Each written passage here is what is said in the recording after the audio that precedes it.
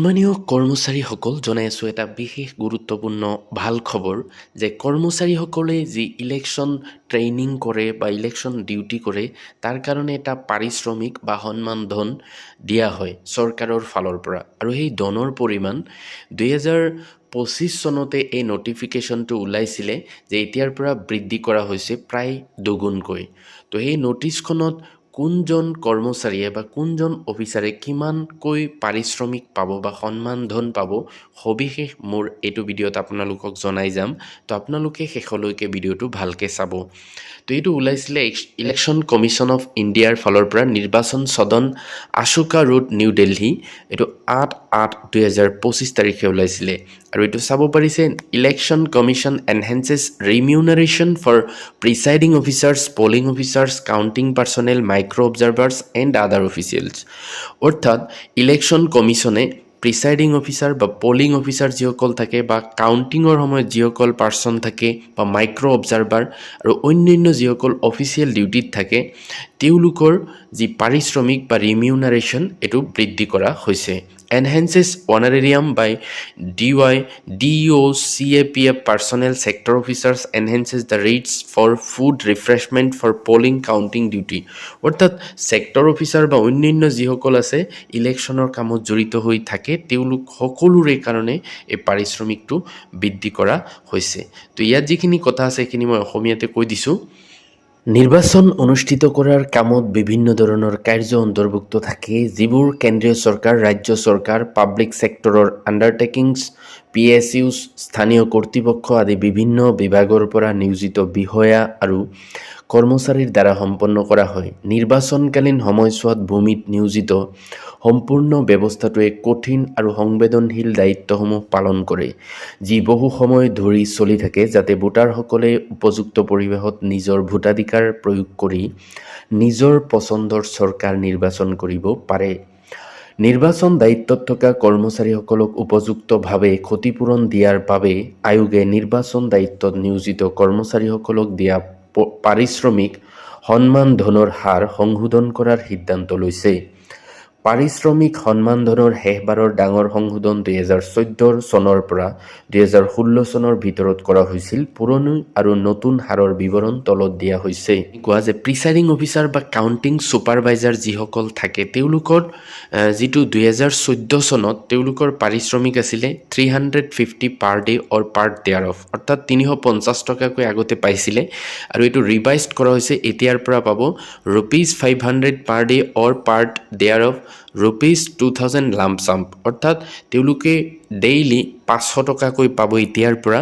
অৰ্থাৎ আগত 350 আছিলে আৰু এতিয়া 500 টকা আৰু লাম্পছাম দিলে অৰ্থাৎ যিমান দিন কৰে তাৰ টোটেল টকাটো 2000ও দিব পাৰে। পলিং অফিচাৰসকলে আগত পাইছিলে 250 per day or part thereof আৰু এতিয়াৰ পৰা পাব 400 বা লাম্পছাম 1600, অৰ্থাৎ যিসকল পলিং অফিচাৰ থাকে ফাৰ্ষ্ট পলিং, ছেকেণ্ড, থাৰ্ড তেওঁলোকে আগতে 250 টকাকৈ পাইছিলে আৰু এতিয়াৰ পৰা পাব 400 টকাকৈ। আৰু যিসকল কাউণ্টিং এছিষ্টেণ্ট থাকে অৰ্থাৎ ভোট যেতিয়া কাউণ্ট কৰে তেতিয়া আগতে যিটো 250 টকা আছিলে পাৰ ডে আৰু এতিয়াৰ পৰা হ'ব 450 বা লাম্পছাম 1350। যি নতুন নিৰিখ আছে সেইমতে ক্লাছ 4ৰ যিসকল এমপ্লয়ী থাকে ফৰ ভেৰিয়াছ ডিউটিজ তেওঁলোক আগতে আছিলে ₹200 per day or part thereof, আগতে 200 টকা পাইছিলে প্ৰত্যেক দিনে আৰু এতিয়াৰ পৰা পাব ₹350 per day or part thereof or 1400 lump sum, অৰ্থাৎ এতিয়াৰ পৰা 350 টকাকৈ পাব। আৰু যিসকল class 4 employees for call centre control room আগত 200 আছিল আৰু এতিয়াৰ পৰা লাম্পছাম 1000কৈ পাব। আৰু video' surveillance team, video' viewing team, accounting team, control room and call centre staff, media certification and monitoring committee, flying squad, static surveillance team, expenditure monitoring cell তেওঁলোক আগত আছিলে 1200 টকা লাম্পছাম আৰু এতিয়াৰ পৰা 3000 টকা পাব। যিসকল ক্লাছ 3 আছে আগত 1000 আছিলে আৰু এতিয়া হ'ব 2000, অৰ্থাৎ দুগুণ বৃদ্ধি কৰিছে।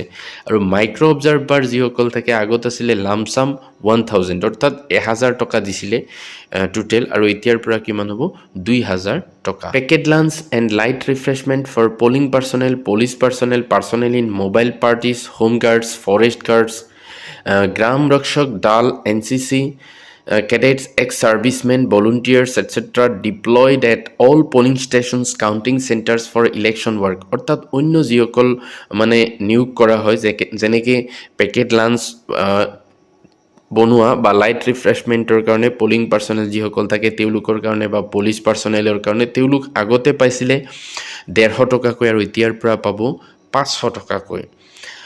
লগতে যিসকল DEOs থাকে তেওঁলোক আগতে নীল আছিল কিন্তু এতিয়াৰ পৰা not less than basic pay of 1 month of the concerned employee. আৰু যিসকল গেজেটেড অফিচাৰ আছে CAPF কমাণ্ডেণ্ট তেওঁলোক আগতে আছিলে 15 days অৰ লেছ হ'লে 2500 পাইছিলে এতিয়াৰ পৰা পাব 4000 আৰু যিসকল 15 daysতকৈ বেছি আগতে 1250 টকা আছিল আৰু এতিয়া পাব 2000 টকাকৈ।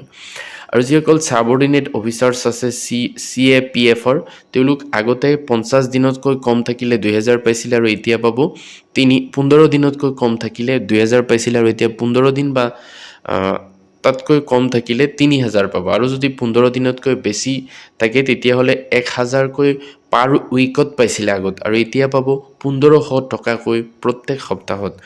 আদাৰ ranks of CAPF head constable, constable and equivalent ranks আগতে আছিলে 15 দিন বা তাতকৈ কম দিন থাকিলে 1500 টকা আৰু এতিয়া পাব 2500 টকা আৰু 15 দিন বা তাতকৈ বেছি থাকিলে প্ৰত্যেক সপ্তাহত পাব 750 টকাকৈ আগত পাইছিল আৰু এতিয়া পাব 1250 টকাকৈ। আৰু যিসকল এছিষ্টেণ্ট এক্সপেণ্ডিচাৰ অবজাৰ্ভাৰ আছে ছেক্টৰ অফিচাৰ পুলিচ অফিচাৰ তেওঁলোক আগতে 7500 টকা পাইছিলে ফুল টাইমৰ কাৰণে আৰু এতিয়া পাব 10,000 ফুল টাইম ইলেকশ্যন ডিউটি অৰ নন প্ৰ'ৰাটা ৰেট বেচিছ। অৰ্থাৎ তেওঁলোকে ফুল টাইম ইলেকশ্যন ডিউটি কৰাৰ কাৰণে মুঠ 10,000 টকাকৈ পাব। তো এইটো আছিলে কৰ্মচাৰীসকলৰ যি নতুন নিৰিখ তেওঁলোকৰ যি ইলেকশ্যনৰ বাবদ যি ৰিমিউনাৰেশ্যনৰ যি নতুন ৰেট সেইটো ভিডিঅ'টো ভাল লাগিলে লাইক এটা কৰি দিব আৰু মোৰ চেনেলটো ছাবস্ক্ৰাইব কৰি থ'ব। Thank U.